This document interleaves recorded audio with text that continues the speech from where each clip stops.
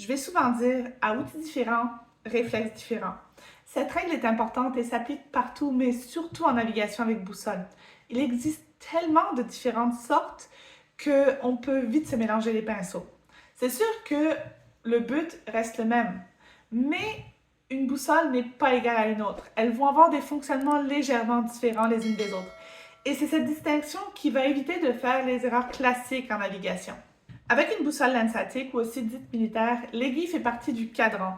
Tout bouge ensemble, tout est solidaire. Tu deviens donc une extension de la boussole. C'est ton corps qui va bouger pour l'orienter.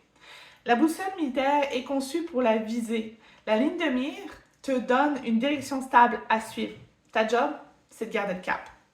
Tu peux bouger l'anneau de serrage, ce qui fait bouger la niche, mais tu dois toujours t'assurer que ton azimut, ta direction, est toujours aligné sur la ligne de visée. La niche, elle est là pour t'aider à confirmer que tu es encore bien aligné, sans avoir à tout le temps vérifier l'azimut en permanence.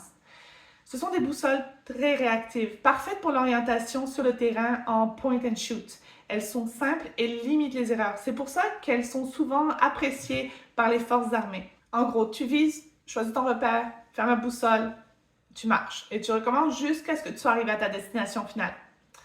Par contre, elles sont moins précises que des boussoles de randonnée, surtout pour la navigation avec carte.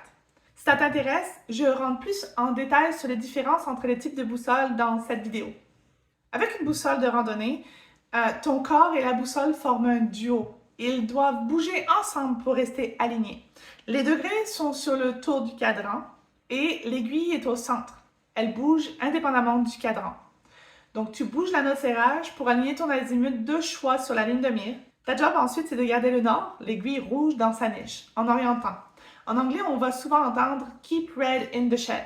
L'erreur classique, c'est de marcher uniquement avec l'azimut, comme on ferait avec une lensatique. Résultat, l'aiguille sort de sa niche et tu perds ta direction. Mais quand tu sais l'utiliser correctement, elle devient un outil très précis, parfait pour l'orientation avec carte. Tu détermines ton azimut sur la carte, tu le programmes sur ta boussole et ensuite, tu le suis en gardant l'aiguille dans sa niche.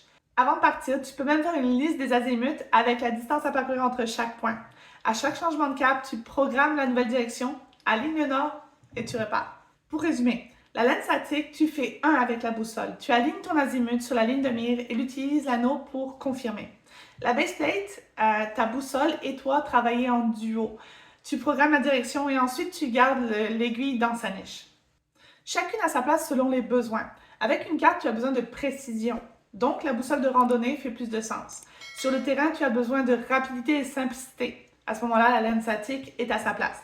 Et n'oublie pas, à outils différents, réflexes différents. Merci beaucoup. À bientôt.